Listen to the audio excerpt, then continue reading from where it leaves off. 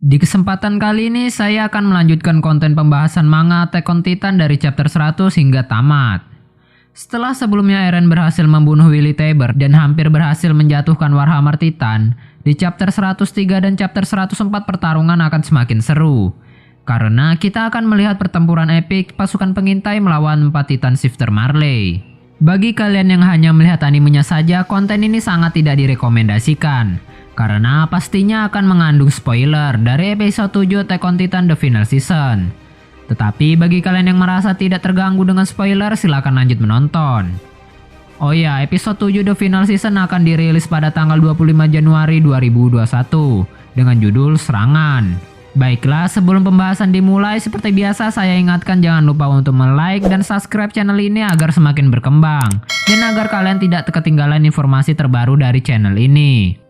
Untuk konten kali ini saya hanya akan membahas poin-poin pentingnya saja. Jadi di saat versi animenya keluar saya tidak perlu menjelaskannya 2 kali. Di poin pertama adalah momen Reiner yang putus asa. Setelah di episode 5 diperlihatkan momen pertemuan Reiner dan Eren, Reiner di saat itu terlihat sangat putus asa. Bahkan Reiner meminta untuk Eren mengakhiri hidupnya. Sehingga saat Eren berubah menjadi Attack Titan, Reiner mendorong Falco yang di dekatnya agar terhindar dari jangkauan ledakan. Setelah peristiwa itu, barulah di manga chapter 103 ini kondisi Falco dan Reiner diperlihatkan. Falco di panel ini diperlihatkan berhasil selamat karena dilindungi oleh telapak tangan armor Titan.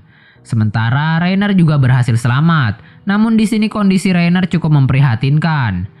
Walaupun Reiner memiliki kemampuan beregenerasi dengan kekuatan Titan, akan tetapi tanpa keinginan hidup yang kuat, kemampuan beregenerasi itu hanya akan sia-sia. Sehingga selama pertempuran di Liberio, Reiner hanya AFK. Poin kedua yang akan menjadi pembahasan adalah kekuatan kristal pemilik Warhammer Titan. Kristal yang melindungi tubuh pemilik Warhammer Titan ini sama seperti dengan kristal yang melindungi tubuh Annie Leonhardt. Kristal ini sangat kuat karena tidak bisa dihancurkan dengan mudah. Bahkan saat momen Attack Titan berusaha menggigitnya, malah bagian mulut Attack Titan di saat itu yang hancur. Jadi saat itu Eren sangat kewalahan saat melawan Warhammer Titan. Poin yang ketiga yaitu Eren mampu berubah menjadi Titan sebanyak 3 kali. Di sepanjang chapter 100-103 ini, Eren telah berubah menjadi Titan sebanyak 3 kali. Yang pertama saat Eren berada di ruang bawah tanah, yang kedua saat Eren menemukan lokasi asli dari pemilik Warhammer Titan, dan yang terakhir adalah saat posisi Attack Titan yang terpojok. Perubahan ketiga ini merupakan batas perubahan dari Attack Titan. Karena dalam uji coba bersama Hange, semakin banyak Eren mencoba berubah dalam wujud Titannya, maka wujud Titannya akan semakin kecil dan kurus. Poin pembahasan yang keempat adalah momen Levi melawan Beast Titan.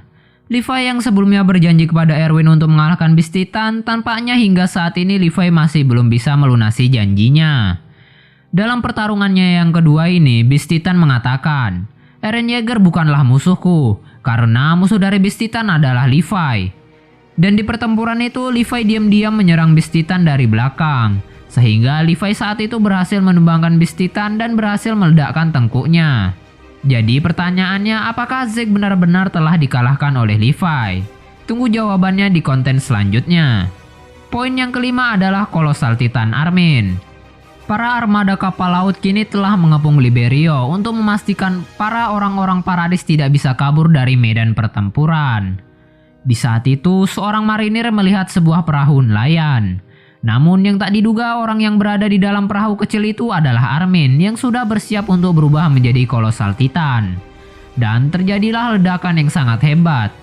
Hingga dampak dari ledakan itu bisa dilihat dan dirasakan dari medan pertempuran. Saya jadi penasaran, apakah efek ledakan dari Colossal Titan Armin ini jauh lebih besar daripada ledakan Colossal Titan Bertolt? Nanti kita akan bandingkan jika versi animenya telah keluar.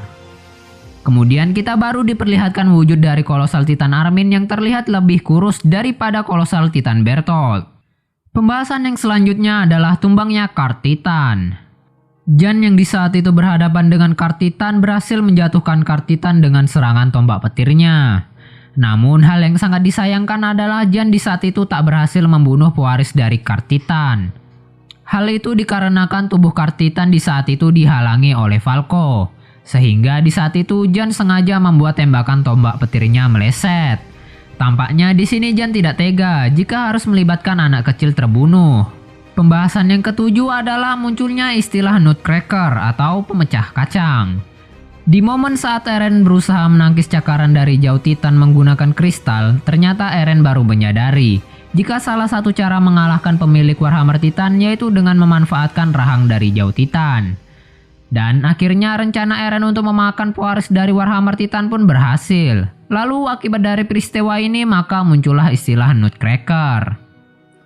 Dan poin yang ke-8 adalah bangkitnya Armor Titan.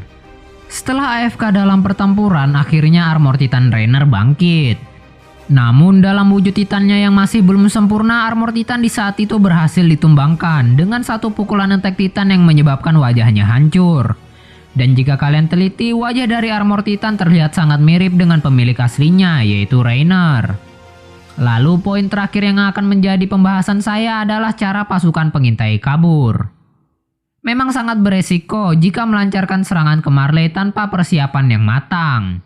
Dan di sini kita mengetahui cara pasukan pengintai kabur dari Marley adalah menggunakan pesawat yang bernama Zeppelin.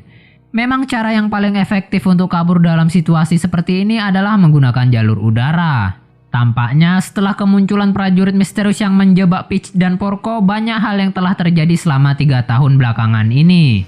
Termasuk munculnya karakter-karakter baru ini. Dan itulah poin-poin yang ada di dalam chapter 103 hingga chapter 104. Jika kalian ingin menunggu versi animenya, silahkan tunggu di episode 7 yang akan dirilis pada tanggal 25 Januari nanti. Jadi sekian untuk pembahasan kali ini, jangan lupa untuk like dan subscribe. Saya ucapkan terima kasih, sampai jumpa di konten selanjutnya.